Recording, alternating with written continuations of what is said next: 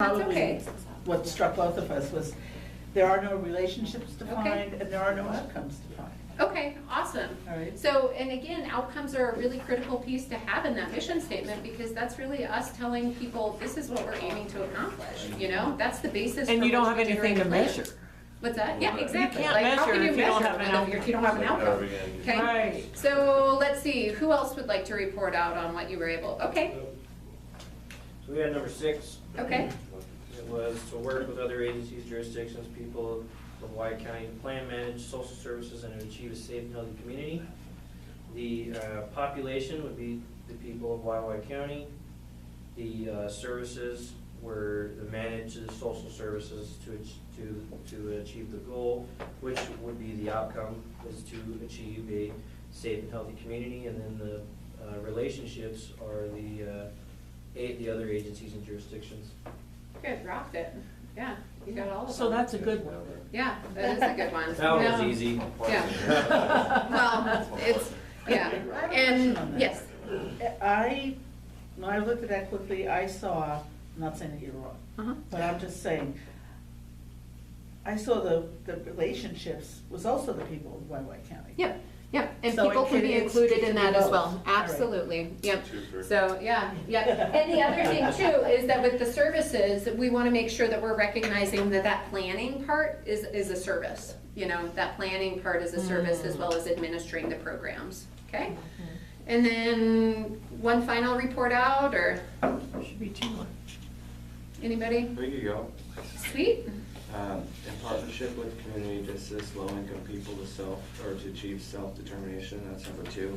okay, We found the relationship to be partnership with community, the population to be low-income people, self-determination is the outcome, and then the services is to assist. okay. And to assist, again, we're kind of getting back to that vague area, you know, and so. Assist, it's kind of like a. Yeah, That's what it it's a sounds pretty like. soft, you know, we're gonna assist you, and we're not gonna, you know, help you achieve, we're just, you know, assisting in that High five. process, so. So we are not, as much as I know it's gonna break hearts, we're not gonna do number 17, the activity that's listed there, but we are gonna continue to work off of the handouts that you have right now, because part of our new theory of change is really looking at some of the assumptions that we have as a network about poverty, about the people that we serve, and how those might be communicated within the mission statement. So we're gonna go through a couple of examples using, again, those sample mission statements to see if we can identify some underlying assumptions that might be there. Let's start off actually with number 2, which is what you guys did. So, in partnership with community to assist low-income people to achieve self-determination. So, some assumptions that I see right off the bat is we can't do this alone, okay? We're referring to partnerships, that means that we as an agency are saying we can't do it alone.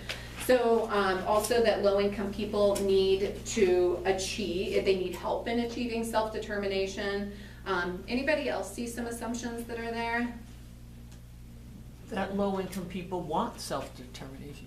Right, yeah. I don't even know what self-determination is. Self-determination is really like the idea that, so that's kind of a complicated one, but Right. self-determination, I would say, is the ability to make choices, recognize the consequences of it, have a level of independence, so you're not dependent upon other factors. You're able to autonomously move forward in your life and become stable. So You're determining your own self-destiny.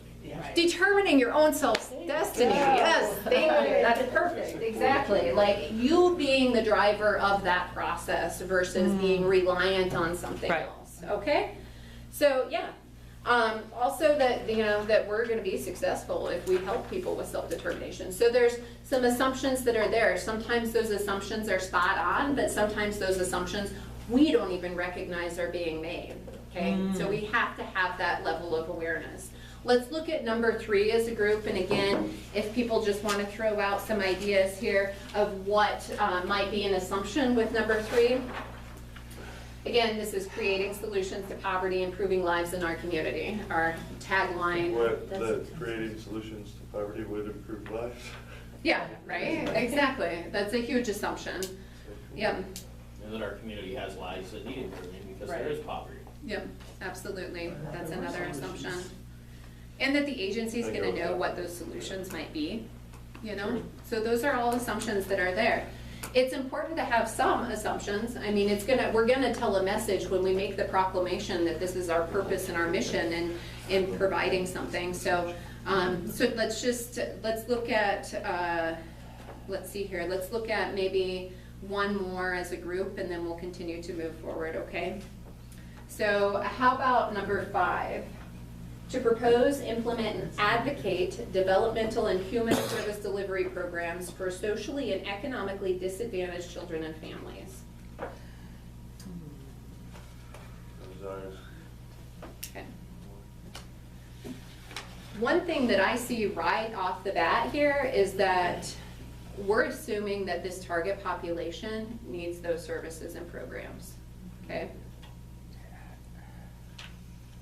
The other thing that I think is kind of a stretch maybe a little bit, but again, just an observation, is that we will be successful simply if we propose, implement, and advocate for programs.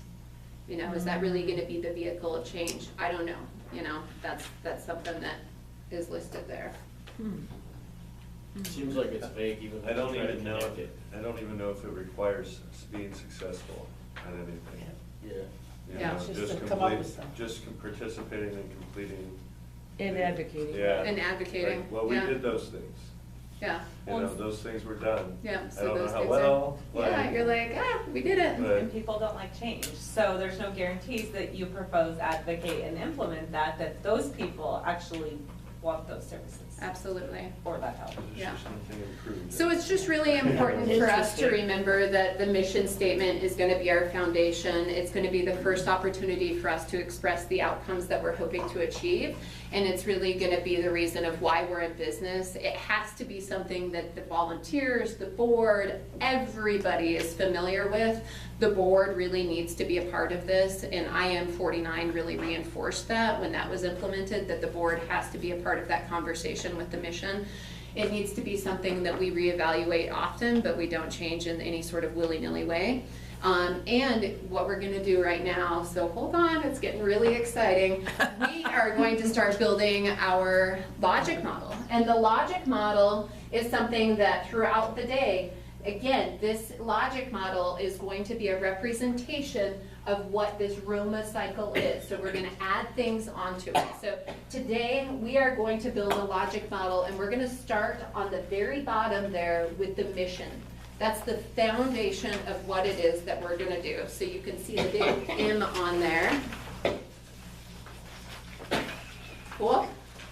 Well, Okay, we're gonna move on to page number 18. Here we're gonna talk about mission change. Again, we touched on this briefly, that mission change really, I'm sorry, yeah, page number 18, I jumped ahead to mission change. Mission change or mission drift, okay? So there is, we have to make sure as an organization that we never really like sell out, you know?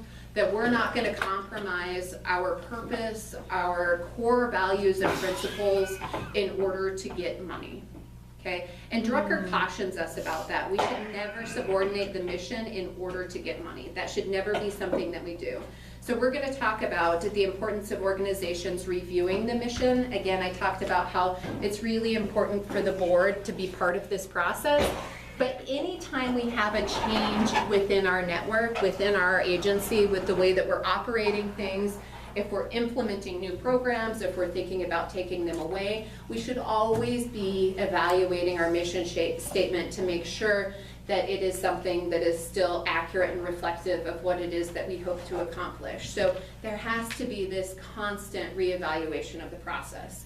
Again, when you look on page 18 here, it says, in 1964, the mission the mission of Community Action Partnership was established. It hasn't been changed since then. So Wow.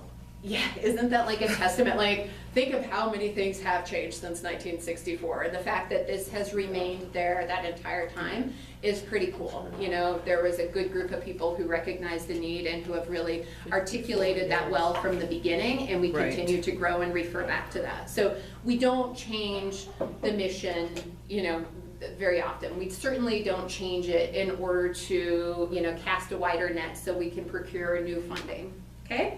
So now we have to think a little bit about proactively changing the mission, because there are times when that's appropriate versus passively allowing for mission drift, okay? So mission change might happen when there's a study of current circumstances and you need to kind of reorient the way that things are going to meet a new challenge. If there's a change of agency focus. So there are 3 points that are listed here on page 19 under mission change. Okay, and those all have to be in place in order to think about changing your mission, okay? Study it, identify that there needs to be a restatement, and then make a conscious decision to change that focus, okay? So we have to make sure it's specific and deliberate. We're gonna look at 2 examples of when mission change has happened with organizations that we're familiar with. Does anybody know the original mission for the March of Dimes?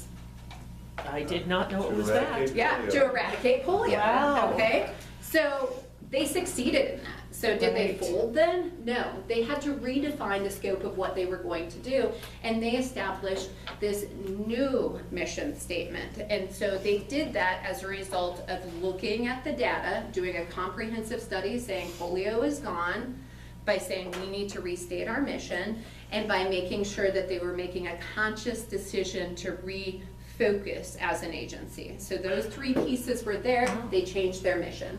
Same with the YWCA. As you see here, the YWCA, they expanded their interest to include new elements. They decided that that was going to be a critical part of what they wanted to do.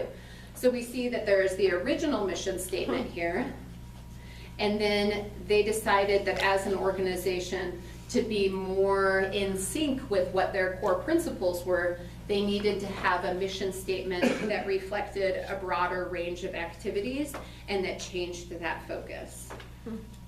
Cool? Okay. Did the YMCA change as well, or just the YWCA?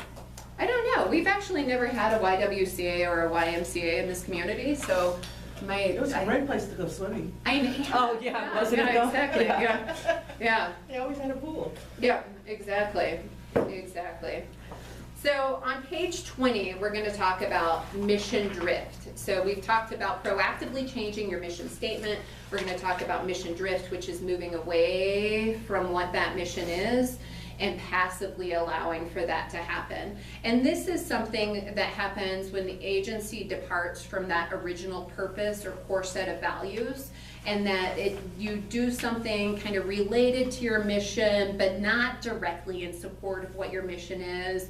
And it can happen when there's a great deal of turnover, maybe there's a new board, you know, just there are some things that lead to mission drift. But what happens is that, you know, that when the agency tries to do more without looking at some of those existing resources and those existing governing documents, you're going to dilute your purpose, okay? You're going to dilute your focus, you're going to be too broad.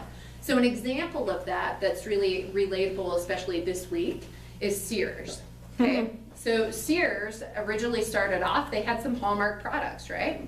Yeah, Craftsman tools, Kenmore appliances, right. okay? Then they got Lands' End, they got Kmart, so they started adding more to that. Kind of diluted those trademarks a little bit because all of a sudden you're seeing that you can get Craftsman tools at Ace, and you can, you know, get Kenmore appliances wherever. So their mission or their purpose, really their focus as a business, got diluted. So it was no longer something that was a unique hallmark of theirs, and they drifted from that mission. We don't know if it's gonna recover. I know that yesterday was the big court hearing about bankruptcy, and I don't know what that final disposition was, but they continue to struggle as a result of it. And it's because that diluted focus took place with that. So I think one of the other things that nonprofits particularly face is somebody comes in with some money, kind of want to kind of fit your mission, and you kind of start stretching, and all of a sudden you're over here. Yep. You have no expertise or limited expertise, and then it's a people suck, and you're just Right. like Yeah. doing something that's, you have to cut off. And that's exactly right. You know, it's something that's kind of related to your mission, but it doesn't necessarily like fully support, it isn't, you know, a huge part of that. So that's exactly what happens, is that you just kind of drift away from it, even though your intent is good, it's benign, you want to be able to provide some services, but if it doesn't align with what your mission is, which again, we are mission driven. You know, the for-profit sector is profit driven, we're mission driven. This has to be the vehicle that really pushes us forward so that we know that we're on track. And that's the thing that we reference back all the time, which is why when there is an opportunity for new or improved, you know, some different things, we want to make sure we are reevaluating our mission at every step of the way so that we can say, yes, this is something that supports our mission, this is something that we can get behind with it. So, you know, Drucker talks a lot about missions, and he talks about how defining a nonprofit mission is really, it's difficult, it's painful, it's risky. I mean, you put yourself out there, you're like, these are the outcomes we're hoping to achieve. And as we know, there are some assumptions, you know, that rest behind what we're saying there. But it alone enables you to get the goals and the objectives that help you work and help you get moving to accomplishing those tasks. So unless the mission statement is explicitly expressed, clearly understood by everyone, and supported by all members, including the board, including any volunteers that we have, the enterprises were really at the mercy of events. So we have to be mission driven, okay? And that's why I gave everybody a copy of your mission so that you can put it in your workstations and you can color on it and refer to it as often as you want to, because I think it's really helpful, okay? So we're gonna end this portion of Module 2 with just that key point summary. So again, you don't have this in your book. You can look at our learning objectives to cross-reference, make sure we covered all of it. But successful implementation of Roma must follow this conceptual framework. And we're gonna build and learn and grow our knowledge base today about that conceptual framework. It has to be established by the organization, and we have to have a strong mission statement as our foundation. We are results oriented, and this is reflected in our mission statement, which is the first place we find our hopeful outcomes. I introduced you to Drucker, which people laughed when I said you can borrow this. This thing is like more well-traveled than my youngest child. I refer to it a lot because I think that there are really valuable principles that are here in a really digestible format. So, you know, we joke about it, but it is something that's helpful. These are the questions that he asks. We're gonna weave these in throughout the day as we continue to move forward. Again, we are nonprofits, which is really rad. So we are mission driven, we're not profit driven, okay? And that is what has to guide our purpose and our function as we move forward. Our mission statement's gonna have those 4 key elements, and it's also gonna let us know why we're in business and what results we're hoping to achieve, okay? It's gonna be short and sharply focused, but it's not gonna be a tagline. It's not gonna be like that. You know, or we have the tagline up at the main office of improving lives, helping people, strengthening communities. Those are taglines, but the mission statement is dynamic, so it needs to be reviewed often because sometimes we do need to change it. And there are those 3 critical pieces that need to be in place before we do any sort of a mission statement change, okay? And here on the logic model, we have defined that the mission is the foundation. Cool?